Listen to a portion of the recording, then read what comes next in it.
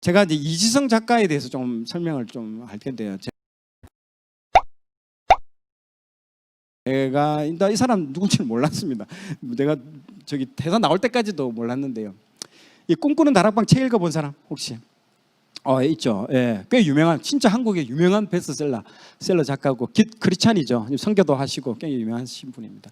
자, 이분을 제가 청덕 도서관에서 딱 만났습니다. 네, 놀라서 청덕 도서관에서 제가 이제 책을 낼 거라고 글을 딱 쓰고 있는데, 뭐 이주성이라는 작가가 와서 뭐 강의한다고 그러더라고요. 낮에. 그러니까 가보니까 주부들밖에 없어. 다 여자들이야. 내 혼자 남자. 내 혼자. 그래서 이 사람이 꿈꾸는 다락방이라는 그 뭐 긍정적인 뭐 그런 메시지잖아요. 그래서 하도 그때 제가 회사도 쫓겨나고 이제 뭐 자존감이 낮아가지고 자존감 좀 회복 좀 하러 가자 해가지고 거기 갔는데. 전혀 이 사람이 엉뚱한 얘기를 하는 거예요. 꿈꾸는 다락방, 이 긍정 이런 얘기 하나도 안 하는 거예요. 이 사람이 1시간 반 동안 떠들었던 얘기가 이 4차 산업혁명 로봇 얘기를 하는 거예요. 내가 너무 놀라가지고요. 그 동네에 있는 아주머니들 뭐 주부들은 저게 뭔 얘기 하는지 잘 모르고 나만 알아들었어요. 다.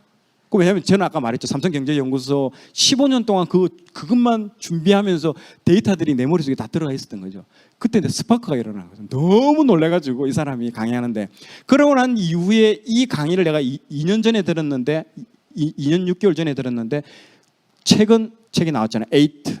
에이트라는 그 책이 나왔는데 그 책의 그 내용이 그때 그 사람이 강의를 다 했었어요. 그래서 내가 너무너무 충격이었습니다. 그때 이 사람이 했던 그 책에 안 나오는 내용까지도 제가 말씀을 드리면요. 퇴사 전 이제 그 2020년에 여러분들 놀라운 일, 지금 올해죠. 올해부터 일본의 대학교, 잠깐 그 앞에 다시, 대학교 입시 제도가 다 바뀝니다. 지금 우리나라 입시 제도는요, 다 일본 거 다 베끼고 있습니다. 다 따라가고 있습니다. 일본이 앞서 나가면 그다음 따라가고 스텝 따라가고 있는데, 지금 일본 입시 제도가 2020년에는 전부 다 바뀌었습니다. 그리고 일본은 5년 전부터 뭘 바꿨냐면 교사들을 바꿨습니다. 이 제도를 바꾸면 제도가 바로 무너진다. 이 제도를 오퍼레이팅하는 교사가 제일 중요하다. 교사 교육만 5년을 시켰습니다. 교사 교육을 뭐 주입식 교육이 아닌 대화와 토론, 하브르타식으로 다 바꿨습니다. 그리고 입시 제도는 어떻게 바뀌었냐면, 여러분들 프랑스 입시 제도 알아요? 바칼로레아라고 있어요. 소르본 대학교라든지 뭐 파리 뭐 그런 프랑스 대학교는요, 그 유명한 소피 마르소가 나온 라붐이라는 영화에 보면요, 자기가 막 시험 치는 영화가 나와요. 이렇게 2박 3일 동안 입시를 시험 쳐요. 딱 백지 하나 줍니다. 주제 하나, 그에 대한 논문을 쓰는 거예요. 자기만의 독창적인 아이디어 논문을 쓰는 거예요. 그걸 2박 3일 동안 퇴근하고 그 다음에 와서 또 계속 써 나가는 거예요. 그리고 제출하는 거예요. 봤을 때에 아주 독창적인 아이디어, 이 사람만이 가지고 있는, 아까 말했듯이 탁월함, 기름 부심이 있으면 이 사람은 합격이에요. 그리고 그걸 보느냐, 그 싸움이에요. 이제는 주입식 교육하지 않는다라는 거죠. 이제는 그 사람이 가지고 있는 가장 아이덴티티, 독창적이고, 이 사람을 생각해 보세요. 하나님이 우리 개개인을 다 창조했을 때는요, 각 그 사람마다의 아주 독특한 유니크한 것들을 다 창조를 심어줬다라는 거죠. 그런데 교육은 어떻게 합니까? 교육은 1차 산업, 우리가 지금 하고 있는 모든 공교육은 어디서부터 나왔냐면요, 모든 게 1차 산업혁명, 2차 산업혁명 때문에 나온 겁니다. 왜? 이제는 막 대량 생산 시대잖아요. 1차 산업혁명 때는 공장에 물건들을 많이 찍어내야 돼요. 그러면 이걸 빨리 찍어내려면 표준화된 교육 방식이 필요한 거예요. 야, 앉아. 그리고 표준화된 교육으로 쫙, 주입식 교육으로 쫙 다 시켜버렸다는 거죠. 그래서 공장에서 공장에 물건을 똑같은 물건을 찍어내듯이 찍어내는 그 교육도 공장에서도 그렇게 하듯이 교육 현장에서도 그렇게 했다라는 거예요. 그러나 그렇게 하니까 사람이 어떻게 됩니까? 병드는 거죠. 완전히 이게 병드는 거예요. 사람이 사람다운 교육을 받아야 되는데, 사람이 물건 찍어내듯이 이런 교육을 받으니까 사람으로서 이상하게 돼버리는 거예요. 그게 병폐들이 나타나는 거예요. 거기다가 막 진화론 가르치죠. 인본주의 사상 다 가르치죠. 여러분들 성경 볼 때요, 6일 동안 인본주의 교육 받잖아요. 맞죠? 학교에서 10몇 년 동안, 16년 동안 그래 받았죠. 그리고 겨우 교회 가서 하루 이제 하나님 중심의 교육 받죠. 누가 이길까요? 그게 10년, 20년 쌓이면 이길 수 없습니다. 절대로. 그러니까 성경 보니까 자꾸 충돌이 일어나는 거죠. 이상한데, 고등학생들한테 가서 내가 지금 아까 말했듯이 대학생 내가 200명 취업시켜 줬다고 했잖아요. 거기 가서 내가 모든 거 다 제하고 딱 각색해서 내가 설명을 해줍니다. 그 포도원 농부 이야기 아시죠? 9시에 출근한 친구가 있고 오후 5시에 출근했는 친구가 있는데 포도원에서 노가다를 했어. 그리고 끝나고 나서 똑같이 걔한테 하루에 10만 원씩 줬다. 자, 너희들 어떻게 생각해? 100%다 불공정해요. 딱 나옵니다. 그게 인본주의적인 사고방식이에요. 전부 다 그런 얘기예요. 모든 사람들이 그렇게 생각합니다. 근데 우리가 맨날 들었으니까 세뇌돼가지고 그래 이런 거지. 일반 친구들한테 물어보세요. 고등학생들 물어보세요. 불공평해요. 안 맞아요. 그게 당연하게 반응이 나옵니다. 근데 그걸 몰라요. 그러나 반대로 아까 내가 그랬죠. 마음. 그 주인의 마음의 입장에서 보세요. 얼마나 감사합니다. 그리고 오후 5시에 온 사람. 그 사람 입장에 보세요. 그 가족들이 굶어 죽고 있는데 은혜 받았다는 거죠. 그 사람이 그 다음날 아침에 문 열기 전에 나와서 기다리고 있을 겁니다. 이런 감사한 주인을 위해서 내가 내 목숨을 다 바치고 충성할 것이다라고 그 주인을 바친다는 거죠. 이게 시각을요. 그 노동자 입장에서 시각을 보면요. 불공정해요. 주인의 입장에서 바라보면 너무 은혜로운 감동적인 스토리입니다. 어떤 관점으로 바라보느냐에 따라서 완전히 다 해석이 다르다는 거죠. 우리는 그동안에 계속 인본주의 학교에서 배웠던 게 전부 그래요. 불공평, 불공정. 여러분 성경에는요 평등이라는 단어 없습니다. 프랑스 혁명에서나 자유, 평등, 박애 3색깔 있잖아요. 프랑스 국기 자유, 평등, 박애지요. 성경에서는 평등이라 얘기하지 않고 뭐라고 하지 않습니까? 공평이라고 합니다. 공평. 평등 아닙니다. 그러니까 달란트 보세요. 있는 자한테 없는 자 걸 뺏어가지고 있는 자한테 주잖아요. 이건 상상할 수 없는 거야. 인본주의에서는. 있는 놈들 거 뺏어가지고 없는 사람한테 줘야지. 아니 하나밖에 없는 사람은 그것도 위에 있는 5달란트 남긴 사람한테 준 게 아니야. 10달란트 남긴 사람한테 줘버려. 이건 뭐냐 이거는. 이거는 완전히 이게 불공정한데 이거 완전히 이거 깨부셔야 돼 이거. 이렇게 생각한다는 거예요. 이게서 충돌이 계속 일어나는 거예요. 계속 그런 교육을 받은 우리와 내 안에 세포 조직 하나하나에 인본주의의 물이 다 들어 있습니다. 우리는요. 그 물을 다 지금 빼는 작업을. 그래서 하나님이 여러분들을 광야로 내보내는 겁니다. 광야로 내보내가지고 완전 그 인본주의 물을 다 뺍니다. 전부 다 뺍니다. 빼고 이제는 There is no like you, no one. 나중에는 그 찬양 고백이 뭡니까? 오랜 세월 찾아 난 알았네. 내겐 주밖에 없네. 이 고백 나올 때까지 뺑뺑이 돌리는 거야. 이 고백 나올 때까지 계속 돌리는 거야. 아유 이제 주밖에 없습니다. 정말 나한테는 주밖에 없습니다. There is no like you. 그 찬양이에요 진짜. 그 하나님은요 그렇게 나를 몰고 가십니다. 이제는 주밖에 없다라는 네 입술에 고백이 터져 나올 때까지는 계속합니다. 이제 그 훈련이 다 마쳤다 하면요 이제는 다른 차원으로 훈련이 넘어갑니다. 하나님이 그렇게 훈련시킵니다. 그래서 여러분들 그 인본주의적인 물 너무너무 많이 들어요. 불쑥불쑥 나옵니다. 불쑥불쑥 나옵니다. 저도 그렇고요. 그런 것들을 합니다. 그래서 저 작가가 하는 얘기가 다시 한번 띄워주십시오. 그래서 이 교육 방식 제도들이 이제 이렇게 바뀝니다. 바뀌고 곧 우리나라도 바뀝니다. 진짜 바뀝니다. 이제 약사들, 변호사, 약사 뭐 다 해고 1순위입니다. 특히 이 약사 같은 경우에는 이 약 제조하다가 오류가 나가지고 의료 사고들이 일어나는 경우가 많아요. 98% 사고 없습니다. 로봇이 하면. 왜냐? 왜 사고 나는지 아냐? 사고하는데 가서 뭘 얘기를 해. 간호사분들이 주로 약 조제를 많이 하는데 막 뭐 하고 있는데 뭐 김간호사 뭐 해도 예 하다가 보면 뭐 투여가 잘못돼 버려. 그 약 먹고 사고 나는 경우 꽤 많아요. 그래서 미국의 어떤 병원은요 노란 조끼를 입어요. 이거 할 때는 절대 내 건드리지 말라는 거예요. 중요한 일을 하고 있다는 거예요. 그렇게 해서 지금 하는데요.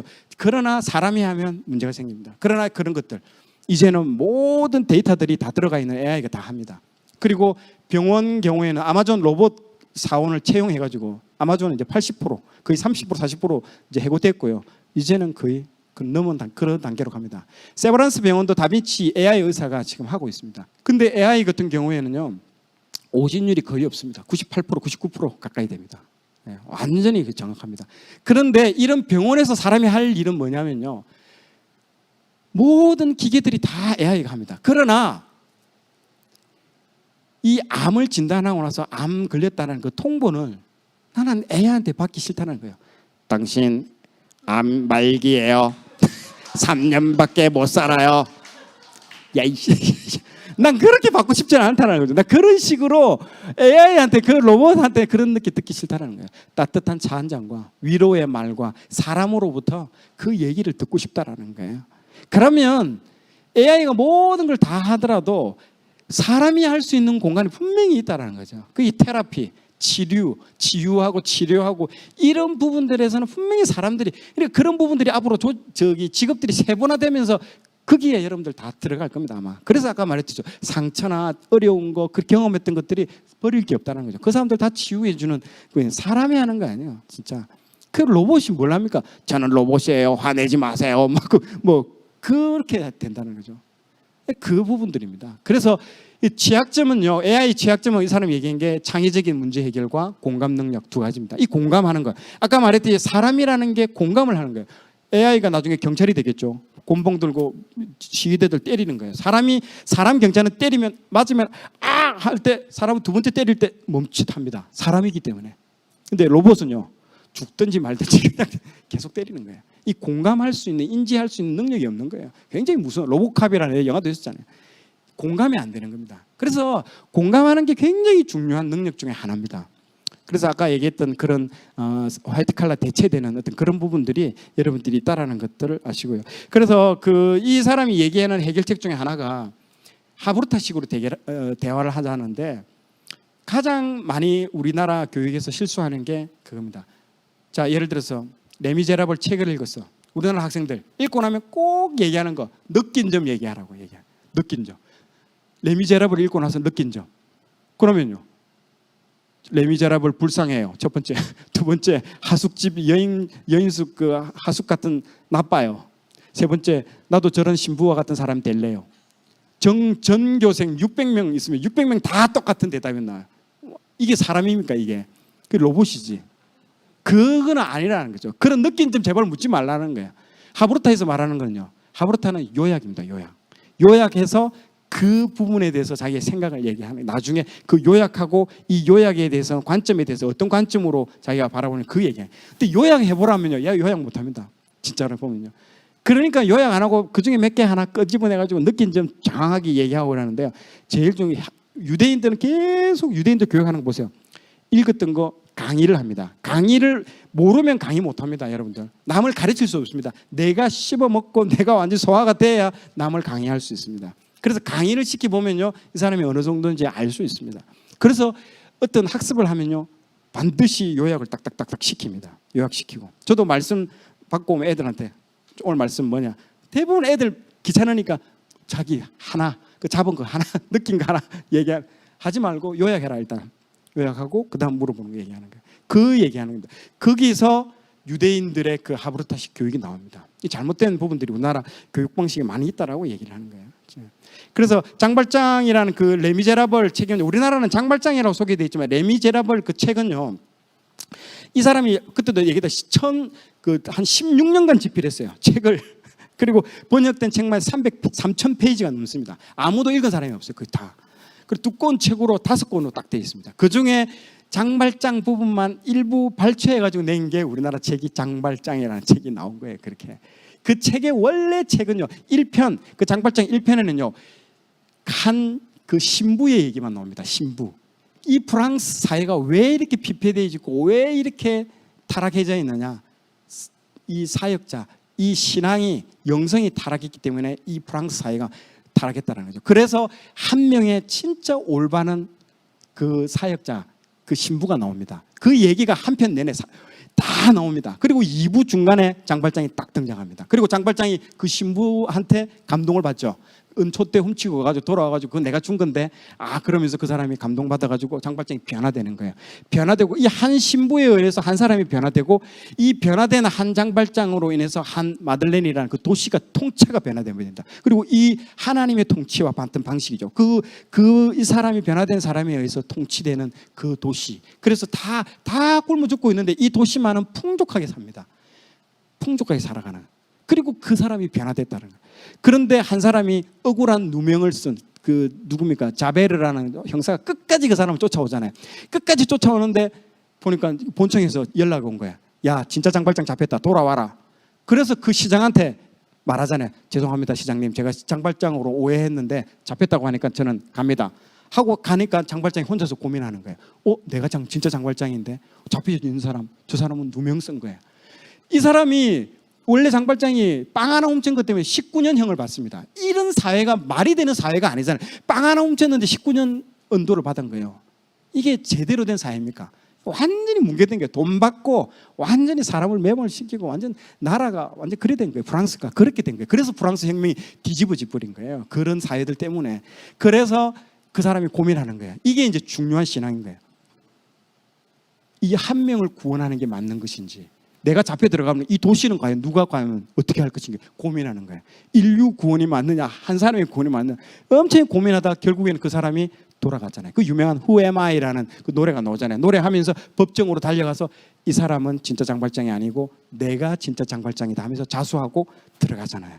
이 얘기예요. 이게 아주 중요한 그 신학적인 메시지가 다 들어있다. 레미제라빌이라는 이 책, 엄청나요. 빅토르 위고가 진짜 죽을 힘을 다해서 쓴 겁니다. 이게 말하고자 하는 게 다른 사람들 장발장 그렇게 보는 게 아니고요.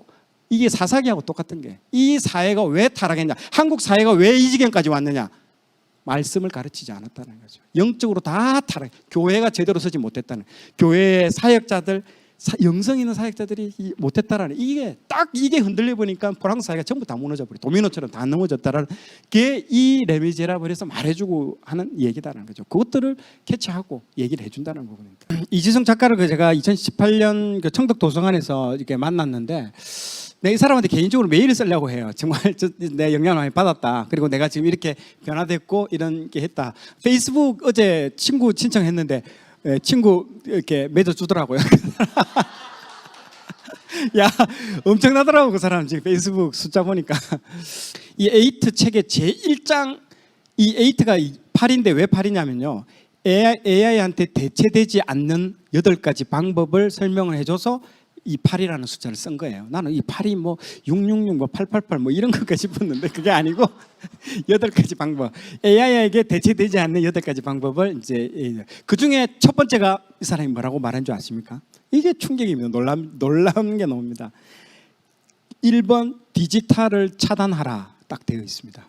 그 해결 방법이 디지털을 차단하라.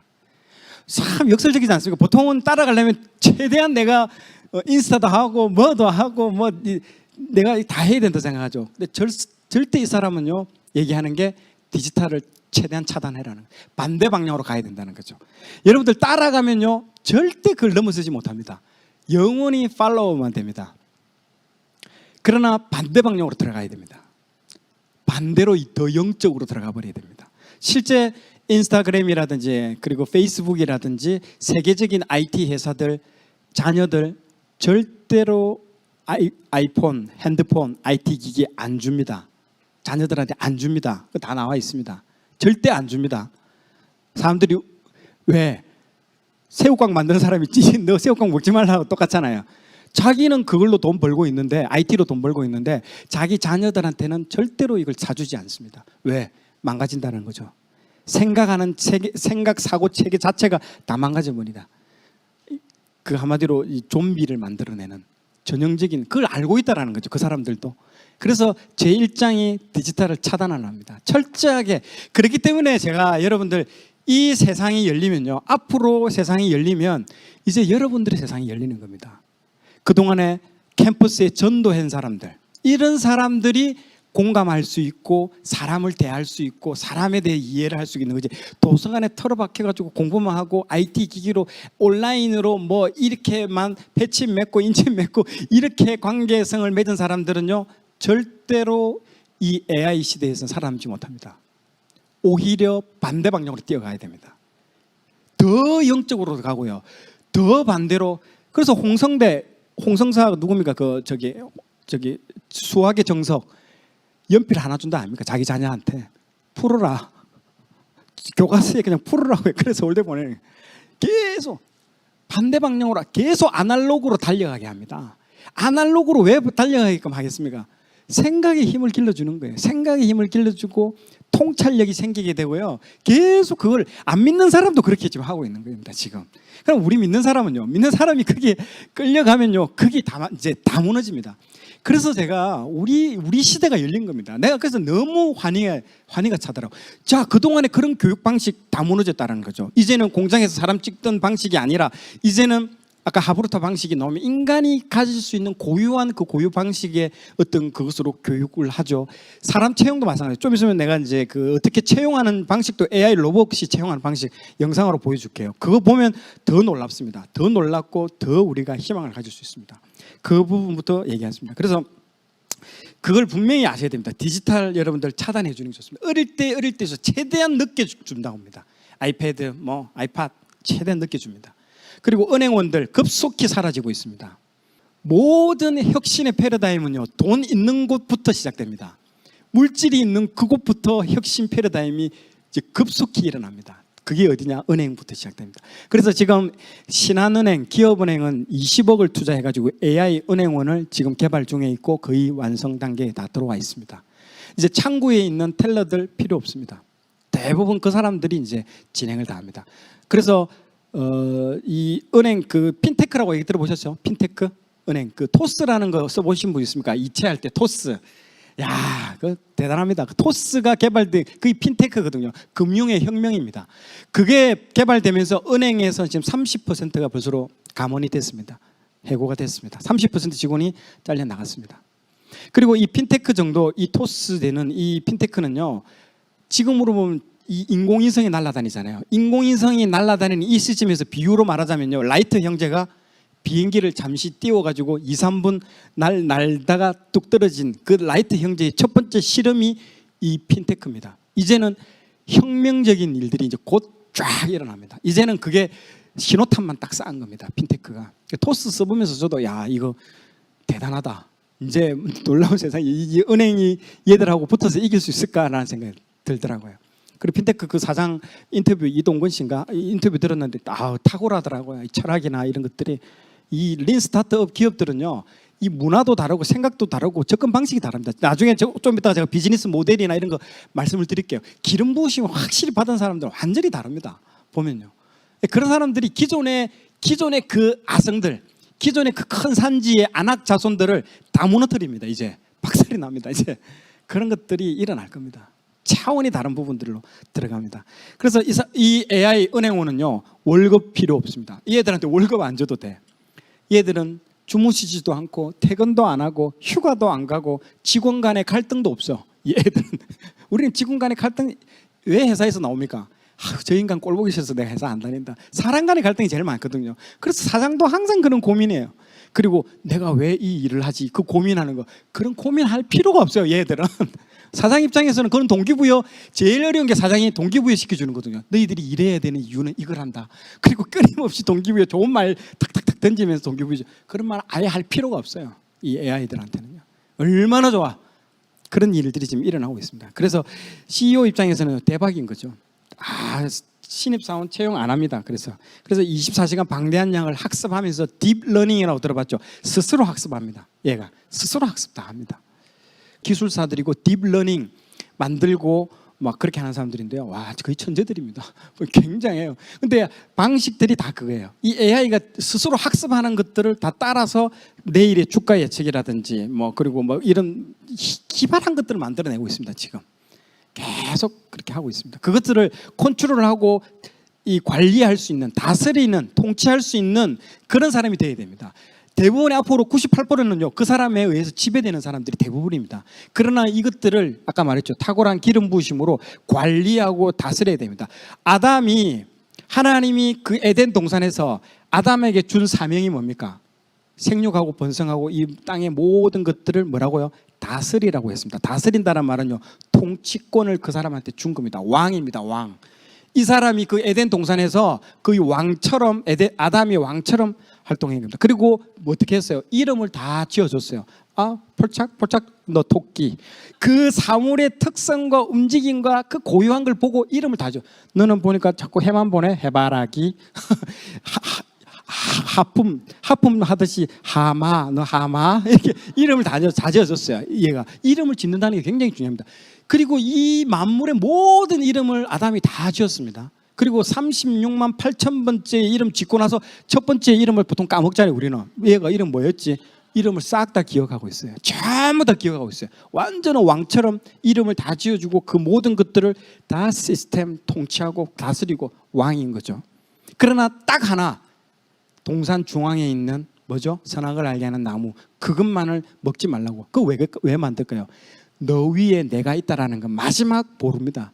네가 왕이지만은 내가 너를 다스리게 해주는 대리 통치권을 네한테 줬지만은 그러나 너 위에 내가 있다라는 하나님의 그 사인으로 딱 놔둔 겁니다. 거기에 순종하면 영원히 그 에덴 동산에서 영원히 하나님이 다스리는 하나님이 여기서 다스린다는 거예요. 그러나 그거를 그냥 따먹어 버렸잖아요. 내가 왕이 되겠다고 그것마저도 나는 받아들이기 싫어요.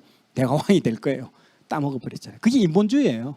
내가 다 하겠다는, 내가 내 인생의 주인이 되겠다. 그 대리 통치권을 날려버린 거예요. 그래서 쫓겨나가 버렸잖아요. 왕이 아니에요. 그래서 하나님은 그 잃어버렸던 그 타락했던 것들을 다시 구원하고 회복시키는 게 성경 전체의 이야기입니다. 창조, 타락, 구원, 회복, 이 네 가지 사이클이 창세기부터 요한계시록까지의 그 사이클인 겁니다, 여러분들. 그래서 여기서 말하고자 하는 건 뭐냐면 다스렸다라는 겁니다. 만물을 다 다스려. 여러분들 해안에 새 것이 없습니다. 뭐 AI고 뭐고 앞으로 AI 헤레비가 나오더라도 모든 것들은 인간이 다스릴 수 있다라는 겁니다. 다스려야만 됩니다. 다스림을 당하면 안 됩니다. 그 아래에. 근데 앞으로의 사회는 다스림을 당할 수밖에 없습니다. 근데 그걸 누가 다스릴까요? 탁월한 기름 부으심 받은 사람들, 하나님이 주시는 탁월한 걸 또 통해서. 그래서 아까 말했죠, 디지털 차단해라는 거죠. 그게 따라가면 다스림 당합니다. 더 영적으로 가고 더 노방전도 나가고 더 하나님 말씀, 영성이 있는 사람이 이제 압도합니다. 두고 보십시오. 그 사람을 팔로우하고 따라가고, 아까 말했죠, 인간을 어떻게 바라보냐, 세계관을 어떻게 바라보냐, 그걸 가진 사람만이 로봇을 설계하고 기획하고 만들어내는 겁니다. 그 사람이 통제하는 거예요. 지금도 보세요. 유튜브 보세요. 수십만의 그 사람들을 그 사람이 하고 이끌고 있잖아요. 영향력을 행사하고 있잖아요. 마찬가지입니다. 그거 없으면, 그러니까 여러분들 뭐 따라하고 만들려, 이 생각이 제일 중요한 건 컨텐츠입니다. 이 사람이 어떤 관점을 바라보고 있고 어떤 걸 말하고자 하는, 그것만 가지고 있으면요, 그 핵심에 딱 기치를 내세우면요, 그렇게 이쁘게 만들어주고 디자인해주고 하는 사람들은요 몰려옵니다. 돈도 오고 그 동역한 일꾼들은 다 옵니다. 중요한 거는 뭘 말하고자 하는 그 컨텐츠가 있어야 됩니다. 컨텐츠, 그게 영적인 그 컨텐츠 핵심. 그거 없이 뭐 흉내만 내는 거, 그거는 껍데기입니다. 껍데기. 그걸 어떻게 받아야 되는 겁니다. 그걸 성령님께 받아야 되는 거죠. 그게 탁월함이라는 겁니다. 아까 삼손이 했던 탁월함. 그겁니다. 그래서 앞으로 내가 지금 얘기해주는 겁낼 필요가 없는 겁니다. 이게 4차 산업혁명이 뭐고 해도 다 다스려요. 미국의 한 법무법인은요, 지금 신입사원 뽑지 않는다고 합니다. 왜 그래 하니까, 우리가 최근에 고용했던 인공지능 변호사가 있는데, 얘가 연봉 30억 받는 이 변호사 60명보다도 일을 더 잘한다고 합니다. 그래서 우리는 신입 변호사를 이제 채용하지 않습니다. 그리고 돈도 덜 든대요. 그 인공지능 로봇 변호사들이 미국 건국 이후에 있는 모든 판례들을 다 저장하고 있습니다. 그리고 어떤 사건을 딱 맡았다. 이 사건 좀 이렇게 발생해서 사건이 발생하면 이 사건과 관련된 그 사건 판례 10억 장을 불러내어 가지고 분석하고 적용하는데 걸리는 시간 1초. 또 째깍 촥 나옵니다. 이걸 지금 그 AI하고 붙어서 하면 이게 뭐라고 여러분 노력한다고요? 하면 안 되는 겁니다. 그래서 그동안에 우리가 주입식 교육 받은 거 있잖아요. 외우고, 지금 네이버에 치면 다 나옵니다. 그런 교육을 받은 거예요, 지금. 네이버하고 싸워서 이기려고요. 못 이기잖아요. AI하고 이길 수 없는 겁니다. 그러면 다른 전략으로 가야 되는 거죠. 다른 전략으로 가야 됩니다. 계속 그걸 더 열심히 하려고 해요. 아니야, 내가 조금 더 열심히 안 해서 이런 거야. 더 내가 밤을 새워서 더 공부해가지고 따라가 잡아야지. 죽는 겁니다. 내 몸이 망가지는 겁니다. 나는 로봇이 아니기 때문에. 난 로봇이 아니에요. 근데 로봇처럼 되려고 지금 다 노력하고 있죠. 또 하나 더 재밌는 사례는요. 이 에이트에 보면요. 자폐아동이 나옵니다. 자폐아동을 가르치는데요. 자폐아동을 이 교사가 붙어가지고 이렇게 쭉 대화를 해주는데 이 자폐아동이 변하는 확률이 3%. 그런데 이 로봇 마일로라고 있습니다. 이 로봇 마일로가 붙어가지고 자폐아동하고 대화를 쭉 나누는데 지금 나온 통계가 78%가 애가 정상으로 돌아와서 그 현장, 교육 현장으로 다시 돌아간다라는 얘기가 78%입니다. 어떻게 하냐면요. 이 자폐아동은 말을 느리게 합니다. 말을 천천히 해요. 선생님 안녕하세요 이렇게 얘기하는 거예요. 그러면 이 선생님이 어떻게 하냐면 25%가 느리대요. 말의 속도가. 그러면 선생님이 똑같이 25%로 말을 하루 종일 그렇게 맞춰야 됩니다. 안녕, 오늘 배울 내용은 이거란다 이렇게 해야 되는데 사람이 그걸 하루 종일 그렇게 똑같이 할 수 있습니까? 나중에 되면요 오후 정도 되고 어제 우리 부부싸움 해가면 못 알아듣겠니? 너 정말 계속 못 알아듣겠어. 사람은 폭발하는 거예요 진짜. 그래 되는 겁니다.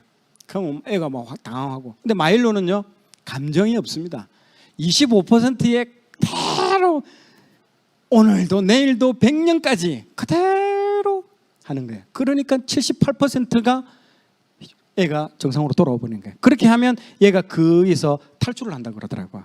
그래서 나오는 게 아무리 인간은 노력해도 느리게 말할 수가 없습니다. 그거는 사람이 하는 일이 아니라는 거죠. 그 다음 치료된 다음 단계를 사람하고 관계성 가운데 그 사람을 더 다음 단계로 넘기는 그 일을 사람이 해야 되는 거지. 사람이 그렇게 앉아가지고 25% 계속 그렇게 얘기해 주는 거 사람이 할 일이 아닌 걸 사람이 지금 하고 있는 겁니다.